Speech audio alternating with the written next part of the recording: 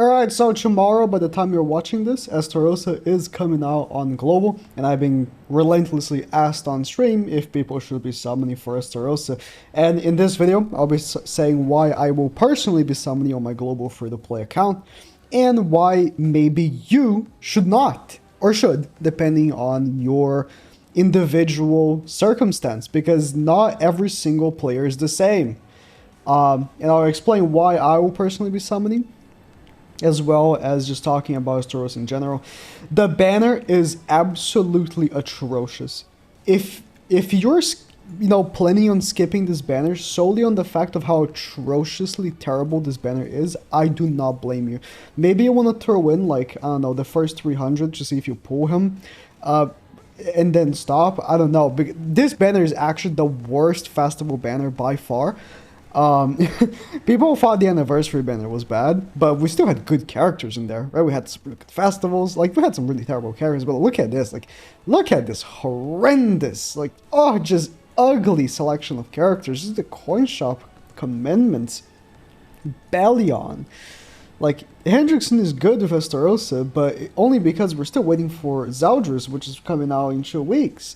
And Zeldris is a big factor, so let me swap into my global here. Give me a second.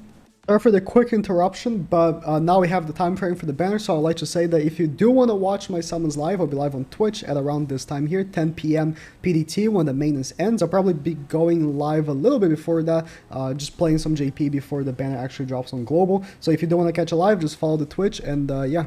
And I'm swapping here to the global accounts to exemplify why I will personally be summoning. I've been saving gems since the anniversary. Of course, I didn't get all 2400 gems since anniversary. I still already had like 900 when the anniversary left, or I stopped summoning for the anniversary banner, and I have not summoned a single banner since, because I have felt like none of those banners were worth for me. And personally, the reason why I will be summoning on the festival banner is because the only thing my free-to-play global account struggles with is PvP. Now, Estarossa is, so far, alright, because we don't know what future PvE content we'll be getting, but so far, he is strictly a PvP character.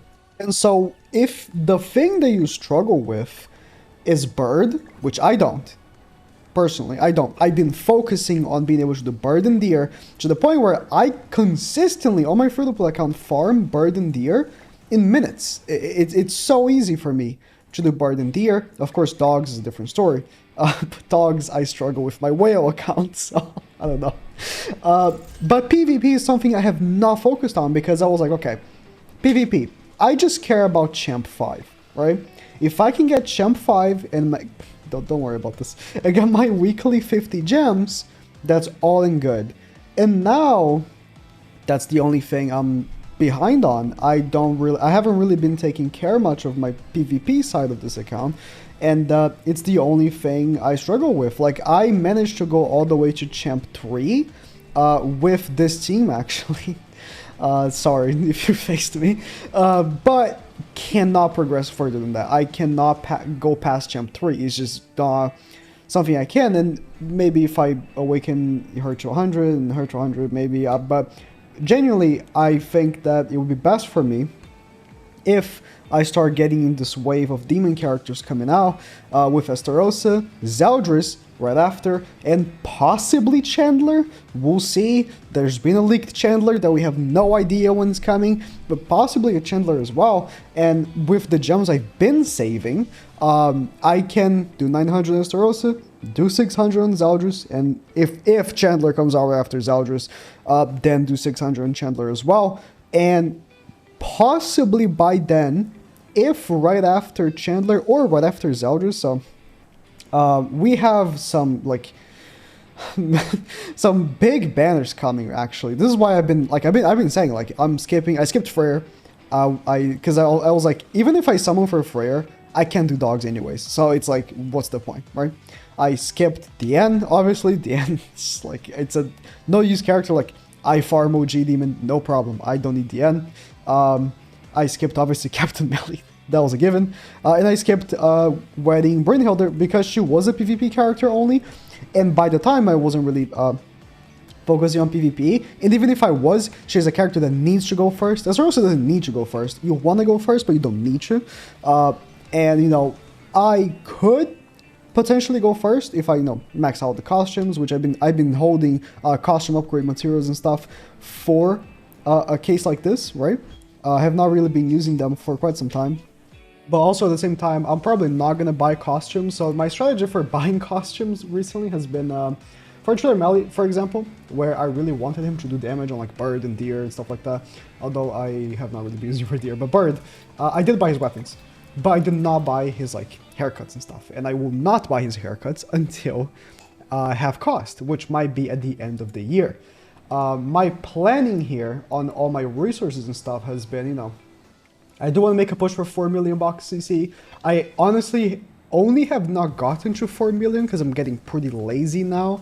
You know, after I've done Bird and Deer, I'm gonna be very honest, I got pretty lazy with this account. I got pretty lazy because I'm like, okay, you know, there's not really anything that's challenging, but it still isn't bullshit. Like, the only thing that PvE-wise I can do is dogs, but dogs is just straight up bullshit. Like, tower is fine.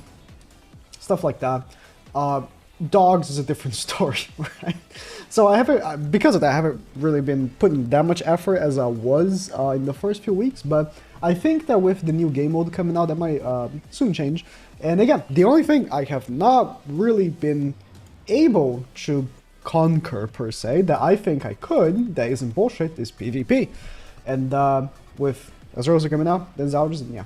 But I think that if you are comfortable with your own PvP team that you already have set up, you've already worked on these characters, and you've already, you know, managed to get Champ 2, Champ 1 every week, and geared as well, especially. Again, geared, I'm slacking because, mostly because I have been very lazy to make UR gear for new characters, so I do manage to go to, you know, Platinum.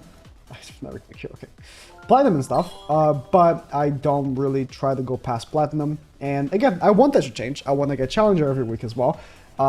Maybe not Challenger, it's not that worth it, but you know, for the time, maybe Champion every week would be nice, remaining myself amongst Champion, that would be cool.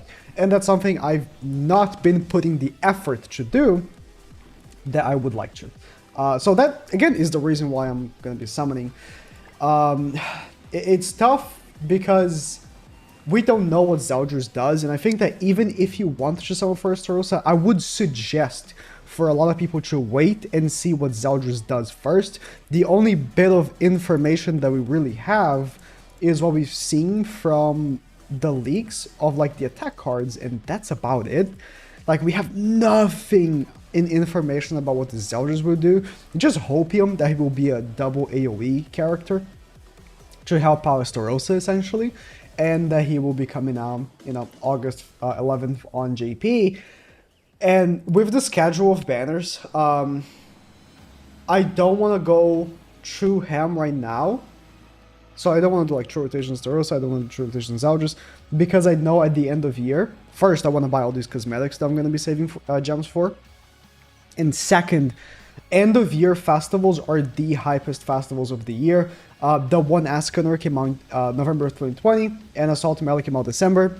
Think what you want about Assault Melee. He was super hype when he came out. He was probably this, I wouldn't say the hypest festival ever. Maybe Lost Vein is like a meme. Assault Melee kind of is as well, but it's been like, honestly, all the Melios festivals have been extremely hype. I think Assault Melee was #1. I think. And then last year, end of 2021, we got Festival King, which wasn't as hype, but he was so powerful. And to me, he was one of my most looking forward to festivals because I love that form of King. It was one of my favorite forms in the story in general. When King got that form, I was very happy with the plot progression for King in that point in the story. And then Meliodas, which again, the best overall character in the game still. I don't think, you know, Rimuru is, I think, still better than him in PvP, but in terms of like overall in the game, no one's taking the spot from Triller Meliodas. He's just too good, right? And so I have the expectations that end of year festivals will be huge again. So I don't want to say, I'm not going to be summoning for any other festivals until then either. This will be the one, and only because of PvP. And again, if you don't care for PvP, or if you have the team already for PvP, I would recommend skipping, honestly. Just because the banner's so bad, I'm on global right now, so I can't show the banner, but the banner's so bad. They really went ham on just making the banner awful because they knew that you would summon anyways. Estarossa is super hype. We've been looking forward to this form of Estarossa for quite some time now. Over a year, I want to say. And yeah, it is hype. I love the way he plays. I just love aggression. I hate characters like Diane, like Liz. They are like supposed to be tanky and slow. I don't like that. I like Ooga Booga. I like damage. That's what I like, right? And that's a personal thing, right? But yeah, that's why I'll personally be summoning for Estarossa. And maybe you'll see... Oh, one thing I actually forgot to mention as well for the terms of banners. I've been mentioning Chandler, but honestly, more likely, we will probably see the dog character appear in the next 2 weeks after Zeldris. So if you look back at Jormungandr, she came out end of March, 2 months after Scotty, which came out with Deer. So 2 months after Deer was when Jormungandr came out to help out on Deer. And if you go back again for where is it? Megelda, she came out at the end of November, like 3 months, basically. Yeah, 3 months after Brynhildr came out, which came out with Bird.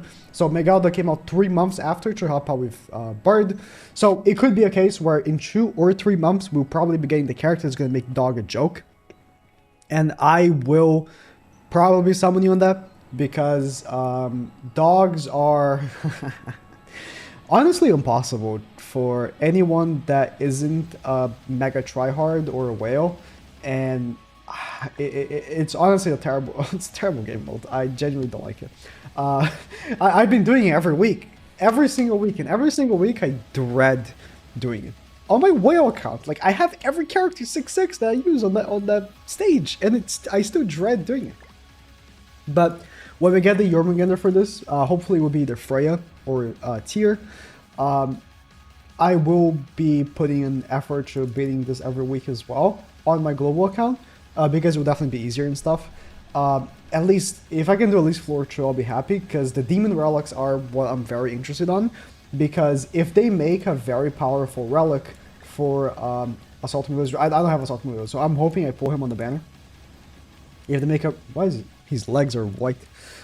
If they make a really powerful relic for Assault Meliodas, for Darieri, for even Demon Henriksen, that'll be pretty cool. So, yeah,